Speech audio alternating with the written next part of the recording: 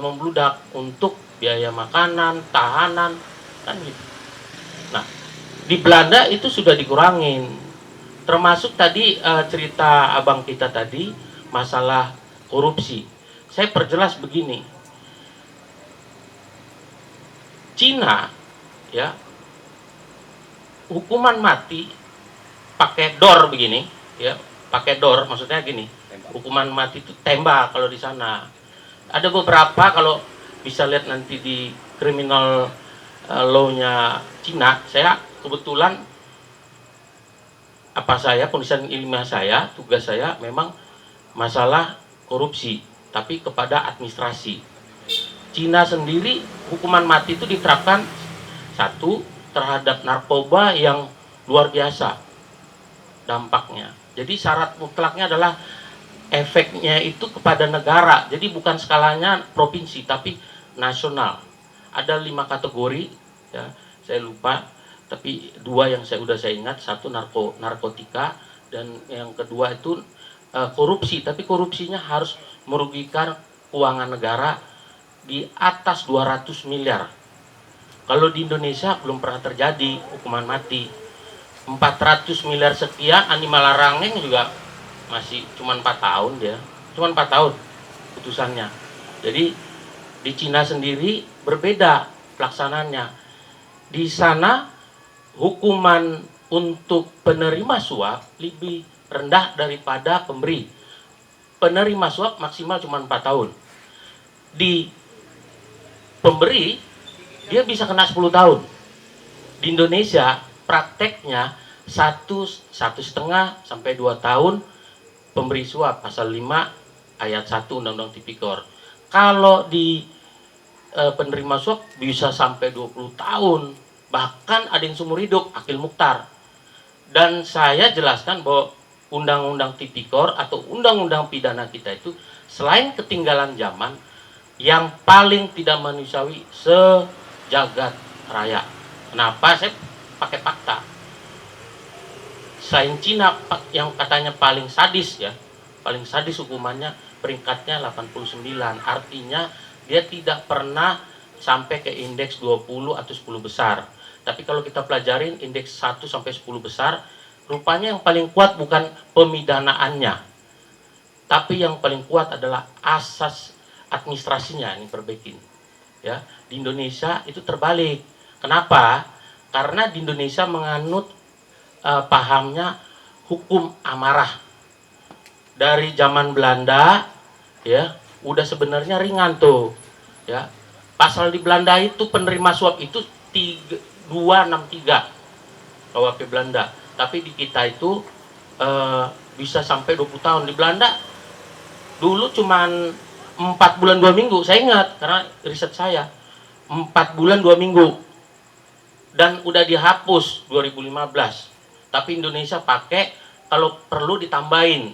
Nah, biar saya luruskan, bukan hukumannya yang harus diperberat, tapi akses dan niatnya yang harus diperbaiki.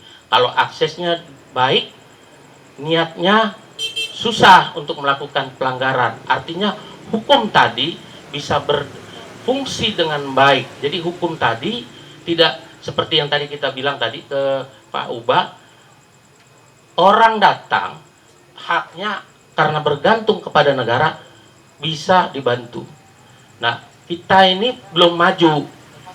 Kalau nggak salah berdasarkan by riset kita, kepatuhan kita terhadap bayar pajak belum nyampe 10%. Artinya 90% orang nggak bayar pajak. Kalau bayar pajak pas ngerokok, betul nggak? Kalau mau minum yang alkohol bayar pajak, betul nggak? Nah, artinya di saat insidental sifatnya insidental saja. Nah, dan ketika kita datang ngurus hak kita, penyelenggara negara nggak ngerti tugasnya.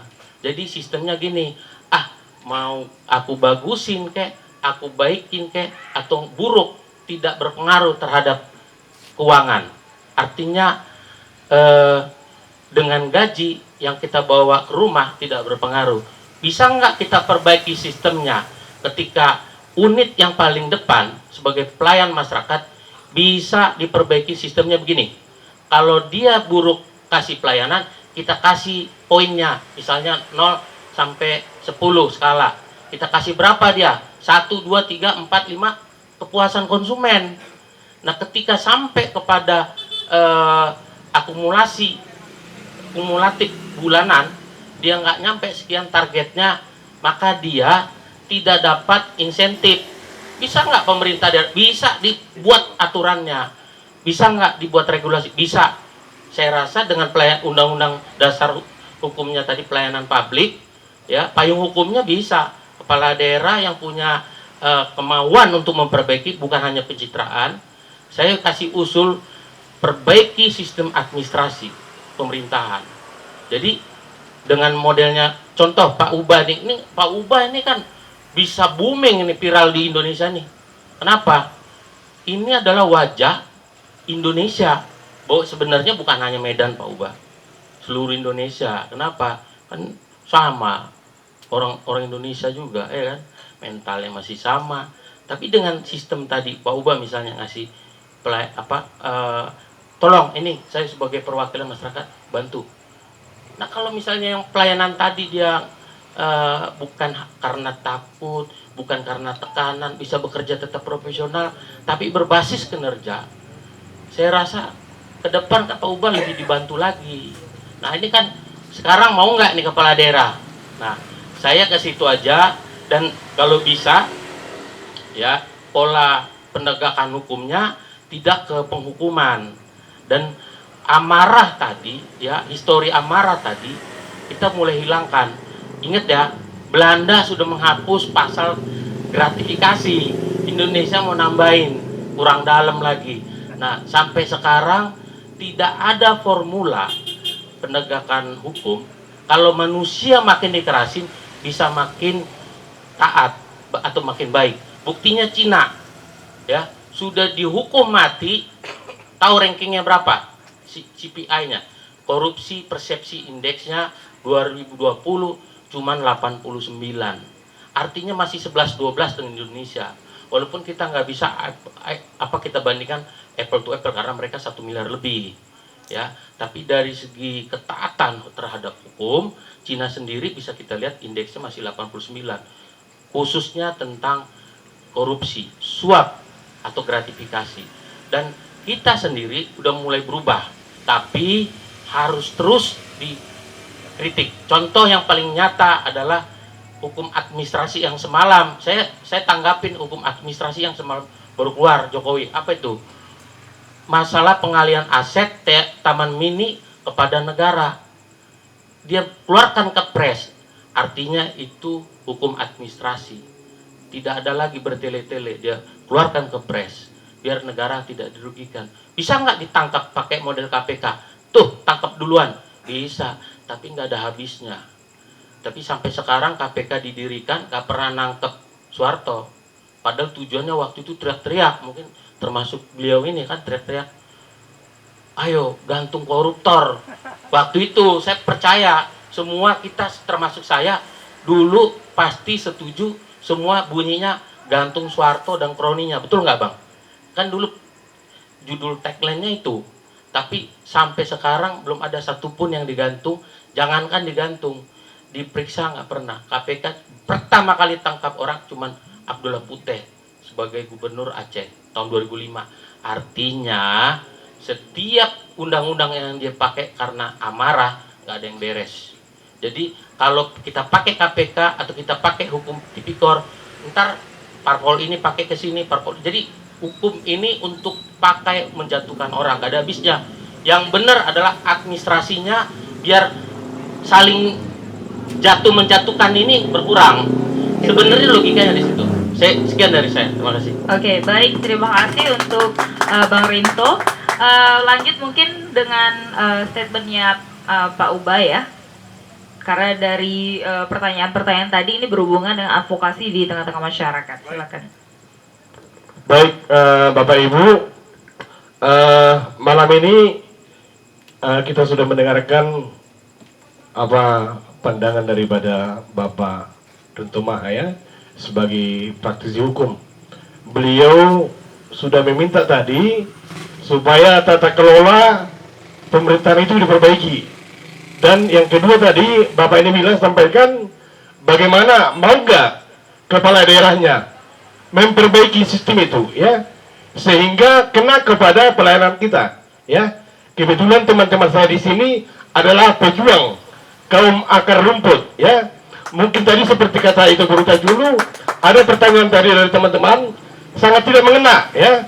Sebenarnya yang diminta mereka bagaimana kehadiran negara malam ini, ya. Artinya perwakilan negara melalui dinas kependudukan. Karena ini siap 24 jam melayani masyarakat. Nah gitu dia, ya. Bagaimana supaya teman-teman yang sudah terzolimi selama ini dalam pengurusan administrasi kependudukan, seharusnya ada pemerintah malam ini, mungkin kepala dinas dekat dengan gubernur sehingga tidak datang kemari, ya, itu barangkali karena yang memanggil tadi tukang botut, pemulung, begitu Pak.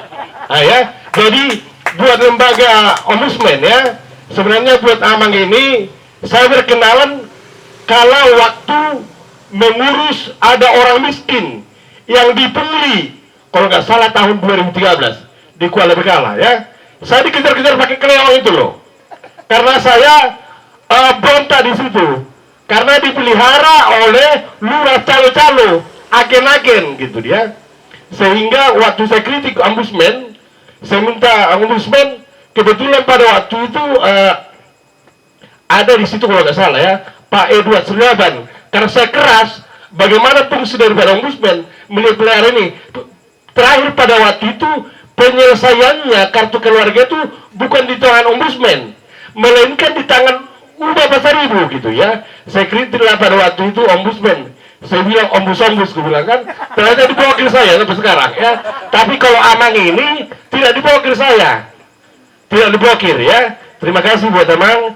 Maksud saya di situ yang kami minta mungkin dari akar rumput, undang-undang keterbukaan undang-undang pelayanan publik tadi, artinya bisa nanti Amang ombudsman mewakili, menyampaikan